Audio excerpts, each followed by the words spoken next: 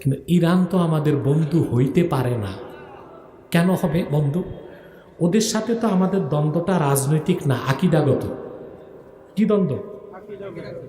আকিদাগত দ্বন্দ্ব। কিরকম আকিদাগত দ্বন্দ্ব একটু ব্যাখ্যা দিয়ে দিব। ইরান রাষ্ট্রটা চালায় শিয়া সম্প্রদায়, শিয়া। এই শিয়ারা 12 ভাগ। কয় ভাগ? এটাকে বলা হয় ইসনা আশারিয়া। মূলত শিয়ারা 2 ভাগ। কয় ভাগ? একটা আহলুত তাশাইয়ু কোবরা আর একটা আহলুত তাশাইয়ু সোগরা। ভালো করে বুঝেন। আহলুত তাশাইয়ু কোবরা যারা বড় শিয়া, ওদের আকিদা কি শুনবেন? বলবো।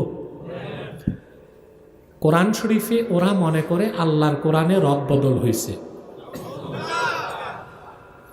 তা আল্লাহর কোরআনে রদ বদল হয়েছে যারা বলে তারা মুসলমান না কাফের?